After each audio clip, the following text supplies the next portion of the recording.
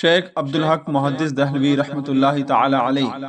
سرکار غوث اعظم رضی اللہ تعالی عنہ کے علمی کمالات کے متعلق ایک روایت نقل کرتے ہیں کہ ایک روز سرکار غوث اعظم رضی اللہ تعالی عنہ کی محفل میں ایک قاری صاحب آئے اور انہوں نے قرآن کریم کی تلاوت کی تو سرکار غوث اعظم رضی اللہ تعالی عنہ نے اس آیت کی تفسیر میں پہلے ایک معنی پھر دو پھر تین یہاں تک کہ حاضرین کے علم کے مطابق آپ نے اس آیت کے 11 معنی بیان فرما دی اور پھر دیگر وجوہات بیان فرمائیں جن کی تعداد تقریباً 40 تھی اور ہر وجہ کی تائید میں علمی دلائل آپ نے تذکرہ کیا، ہر معنی کے ساتھ آپ نے سند بھی بیان کیا۔ آپ کے علمی دلائل کی تفصیل سے سب اس مجلس میں تعجب میں پڑ گئے۔ اس روایت کے ذریعے ہمیں معلوم چلتا ہے کہ سرکار غوث اعظم رضی اللہ تعالی عنہ علم کے میدان میں بھی اس وقت میں سب سے بڑے عالم کہلاتے تھے۔ قرآن و حدیث کے تفسیر میں بھی اس وقت سب سے زیادہ تفسیر کرنے والے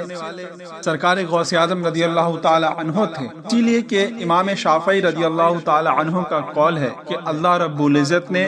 روئے زمین پر کسی جاہل کو ولی نہیں بنایا، بلکہ جو بھی ولی ہوتا ہے وہ عالم ہوتا ہے۔ مسلمان کو چاہیے کہ امام شافعی رضی اللہ تعالی عنہ کے اس قول کو اپنے ذہن میں مستحضر رکھے تاکہ اگر ان کے سامنے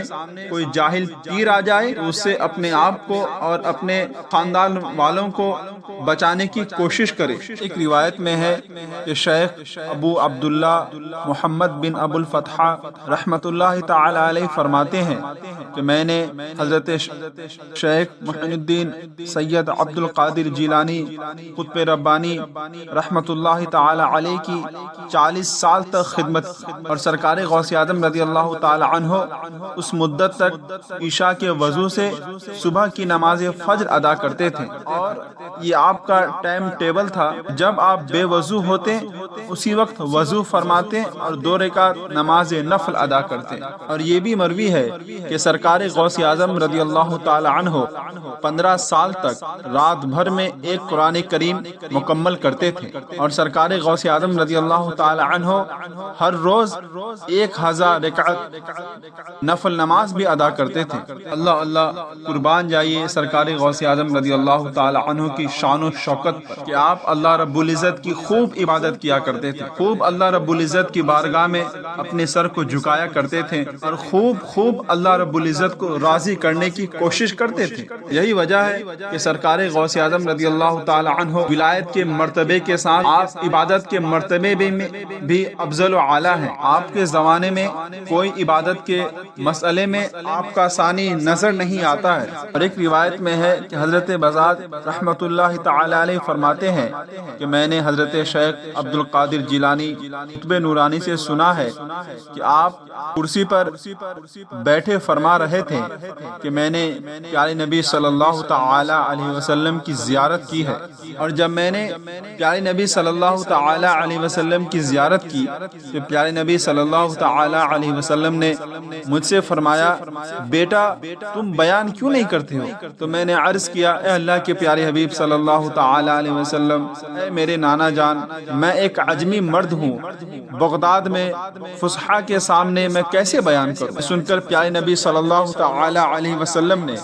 ارشاد فرمایا بیٹا اپنا منہ کھولو۔ یہ سن کر سرکار غوث اعظم رضی اللہ تعالی عنہ نے اپنا منہ کھولا تو پیارے نبی صلی اللہ تعالی علیہ وسلم اپنے مبارک دعاب کو سرکار غوث اعظم رضی اللہ تعالی عنہ کے منہ میں 7 مرتبہ ڈالا۔ پھر پیارے نبی صلی اللہ تعالی علیہ وسلم نے سرکار غوث اعظم رضی اللہ تعالی عنہ کو ارشاد فرمایا کہ لوگوں کے سامنے بیان کرو اور انہیں اپنے رب کی طرف عمدہ حکمت اور نصیحت کے ساتھ بلاؤ۔ آپ ارشاد فرماتے ہیں کہ پھر میں نے نماز ظہر ادا کی اور بیٹھ گیا، میرے پاس بہت سے لوگ آئے اور مجھ پر چلائیں۔ اس کے بعد میں نے حضرت علی ابن ابی طالب کرم اللہ تعالی وجہہ الکریم کی زیارت زیارت کی، میرے سامنے مجلس میں کھڑے ہیں اور فرماتے ہیں کہ اے بیٹے تم بیان کیوں نہیں کرتے؟ میں نے عرض کیا اے میرے والد محترم، لوگ مجھ پر چلاتے ہیں۔ پھر آپ نے فرمایا اے میرے فرزند اپنا منہ کھولو۔ پھر جب میں نے اپنا منہ کھولا تو آپ نے میرے منہ میں 6 دفعہ لعاب ڈالا۔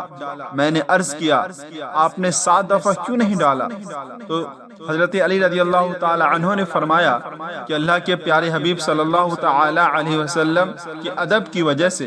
پھر وہ میری آنکھوں سے اوجھل ہو گئے۔ ذرا آپ سوچئے، اپنے دل میں ہاتھ رکھ کے، کیا وہ انسان اپنے وقت کا بڑا خطیب نہیں ہو سکتا؟ اس انسان کے منہ میں پیارے نبی صلی اللہ تعالی علیہ وسلم نے اپنے مبارک لعاب کو ڈالا ہو، اس انسان کے منہ میں حضرت علی رضی اللہ تعالی عنہ نے اپنے مبارک لعاب کو ڈالا ہو، یقیناً وہ انسان اپنے وقت کا سب سے بڑا خطیب، سب سے بڑا مقرر ہو سکتا ہے۔ یہی وجہ تھی کہ سرکار غوث اعظم رضی اللہ تعالی عنہ کے زمانے میں آپ سے بڑا نہ ہی کوئی خطیب تھا اور نہ ہی آپ سے بڑا کوئی مقرر تھا۔ سرکار غوث اعظم رضی اللہ تعالی عنہ کا پہلا بیان ایک عظیم الشان مجلس میں ہوا،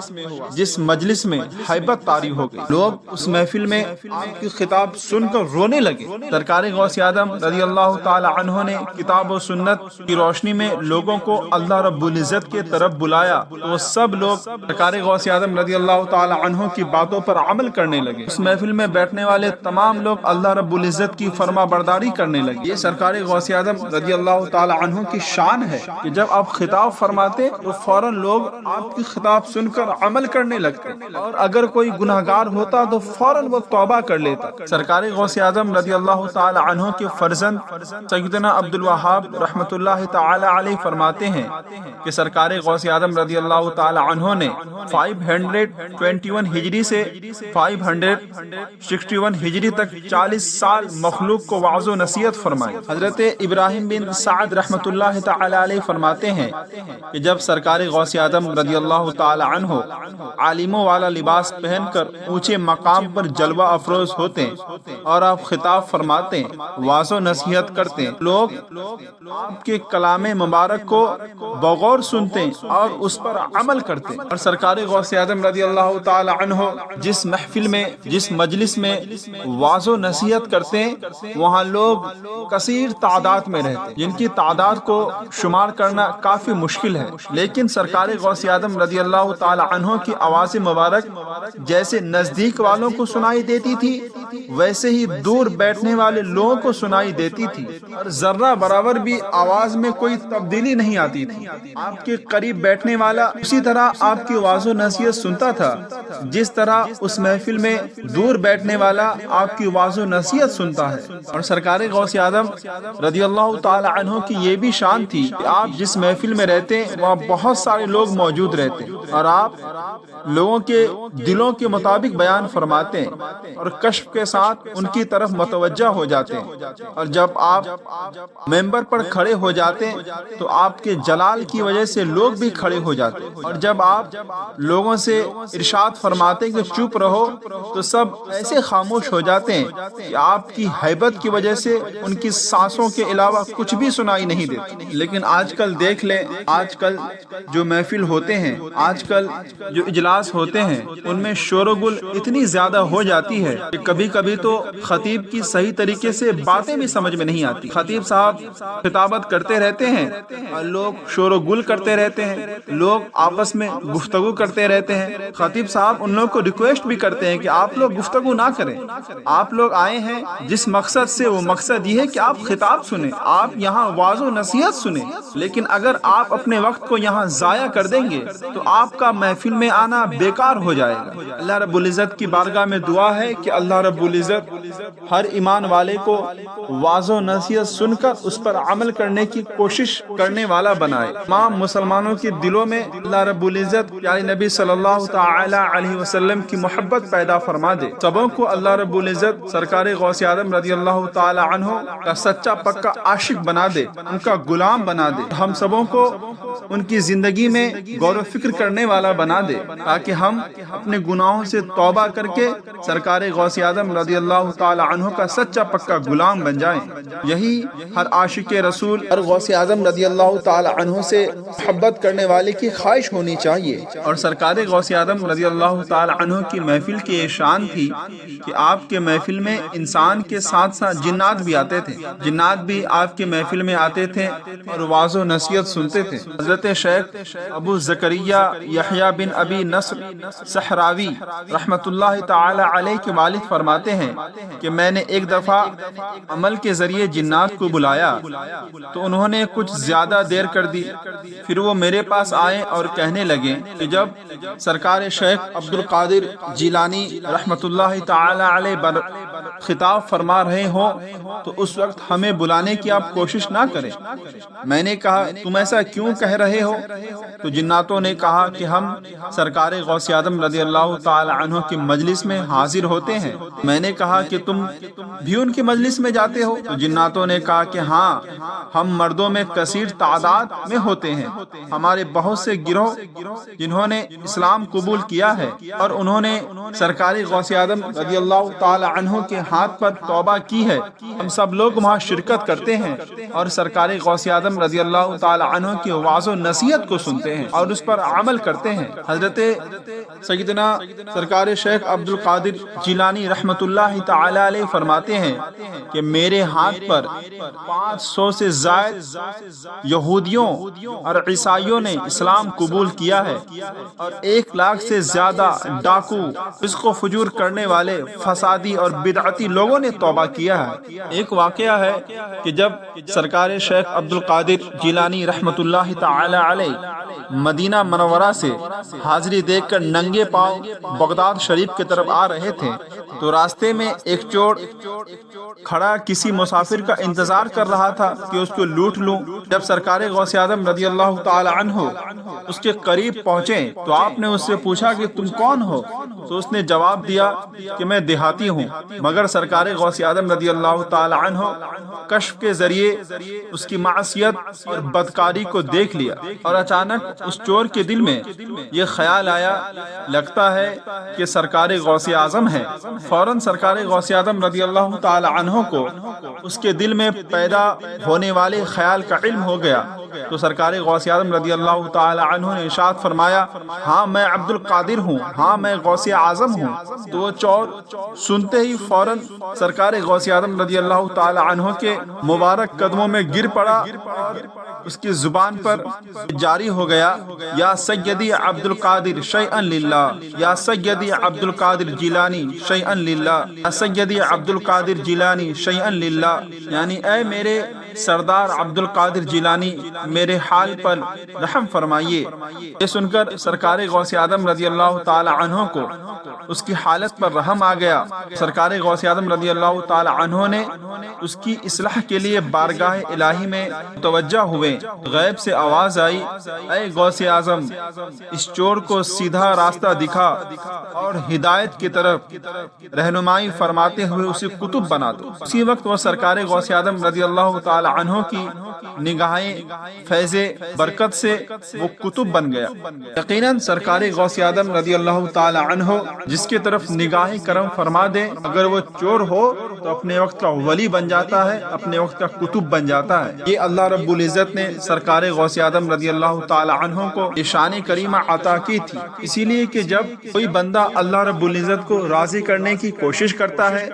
اور جب اللہ رب العزت اس بندے سے راضی ہو جاتا ہے، اللہ رب العزت اس بندے کی ہر ایک بات کو قبول کرتا ہے، اس بندے کی ہر ایک التجا کو اللہ رب العزت قبول کرتا ہے، کیونکہ اس وقت وہ بندہ اللہ رب العزت کا دوست بن جاتا ہے، اس وقت وہ بندہ اللہ رب العزت سے قربت رکھنے والا بن جاتا ہے۔ جو بندہ اللہ رب العزت کا دوست بن جائے، جو بندہ اللہ رب العزت سے قربت رکھنے والا بن جائے، یقیناً اللہ رب العزت ویسے بندے کو تنے تنہا نہیں چھوڑتا ہے، بلکہ ہمہ وقت اللہ رب العزت اس بندے کی مدد کرتا ہے، اس کی دعاؤں کو سنتا ہے، اور جو اللہ رب العزت کی بارگاہ میں عرض کر دیتا ہے اللہ رب العزت اسے قبول کر لیتا ہے۔ حضرت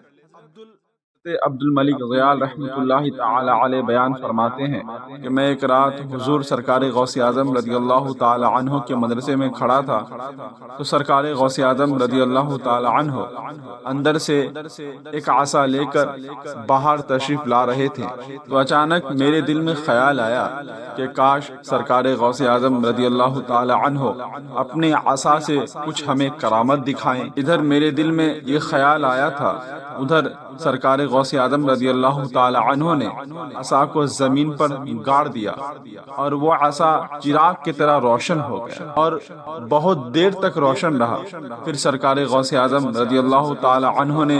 اسے زمین سے اکھاڑ لیا، وہ عصا جیسا تھا ہو بہو ویسا ہی ہو گیا۔ اس کے بعد سرکار غوث اعظم رضی اللہ تعالی عنہ نے ارشاد فرمایا کہ عبد الملک ضیال، کیا تم یہی چاہتے تھے؟ تو میں نے عرض کیا جی حضور، میں یہی چاہتا تھا کہ سرکار غوث اعظم رضی اللہ تعالی عنہ اپنے چاہنے والے، اپنے ماننے والے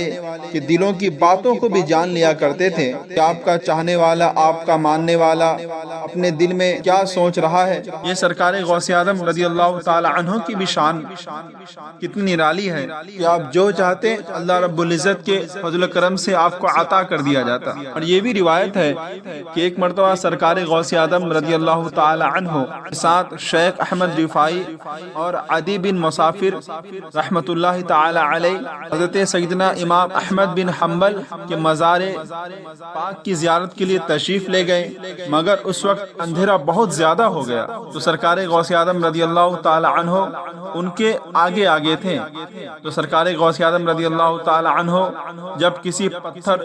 لکڑی، دیوار یا قبر کے پاس سے گزرتے تو اپنے ہاتھ سے اشارہ فرماتے، تو اس وقت سرکار غوث اعظم رضی اللہ تعالی عنہ کا ہاتھ چاند کی طرح روشن ہو جاتا اور اس طرح وہ سب حضرات آپ کے مبارک ہاتھ کی روشنی کو دیکھ لیتے اور اس روشنی کے ذریعے تمام لوگوں نے امام احمد بن حنبل رحمت اللہ تعالی علیہ کے مزار مبارک کی زیارت کی۔ اور یہ بھی روایت ہے کہ سرکار غوث اعظم رضی اللہ تعالی عنہ فرماتے ہیں